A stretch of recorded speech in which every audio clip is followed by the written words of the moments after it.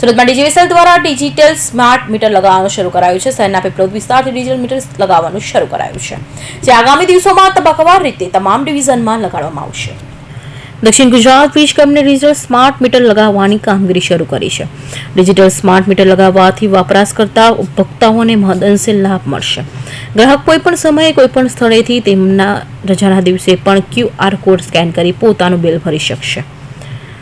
ગ્રાહકનું એવરેજ વપરાશ પ્રમાણે તેમને મેસેજ મળશે, જેથી સમયની પણ બચત થશે. આધુનિક ટેકનોલોજી સાથે સ્માર્ટ સિટી સુરતમાં ડિજિટલ વીજ મીટરો લગાવવાનું શરૂ કરાયું છે. ડીજીવીસીએલ દ્વારા શહેરના પીપલોદ વિસ્તારથી ડિજિટલ મીટર લગાવવામાં શરૂ કરાયું છે, જે આગામી દિવસોમાં તબક્કાવાર રીતે તમામ ડિવિઝનમાં લગાડવામાં આવશે. જે અંગે Piplod division executive engineer DG Patel દ્વારા વધુ માહિતી આપવામાં આવી હતી. સ્માર્ટ મીટરની ફેસિલિટીમાં એ આધુનિક ટેકનોલોજી ધરાવતું મીટર છે અને 2-વે કોમ્યુનિકેશન છે, અને એમાં તમે મિનિમમ 100 રૂપિયાના બેલેન્સથી બેલેન્સ કરાવી શકશો. અને આમાં તમને 6 એલર્ટ આપવામાં આવશે. જ્યારે તમારું એવરેજ વપરાશ 7 દિવસનું થાય ત્યારે તમને કહેવામાં આવશે કે ભાઈ તમારું બેલેન્સ આટલું છે. પછી એવરેજ વપરાશ તમારું 2 દિવસનું હશે ત્યારે તમને મેસેજ આવશે, અને 0 થશે ત્યારે પણ મેસેજ આવશે.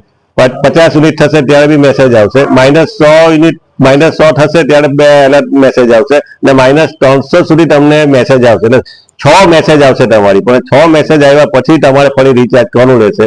અને એ પ્રોસેસ રિચાર્જની આપ QR કોડથી કરી શકો છો, આપ UPI થી કરી શકો છો, ક્રેડિટ કાર્ડથી કરી શકો, ડેબિટ કાર્ડથી કરી શકો છો, અને રજાના દિવસે બી તમે રિચાર્જ કરી શકશો. એટલે જે બિલ ભરવાની ઝંઝટ કે પેલા બંધ હોય ત્યારે એ બધા ઝંઝટમાંથી તમને મુક્તિ મળશે.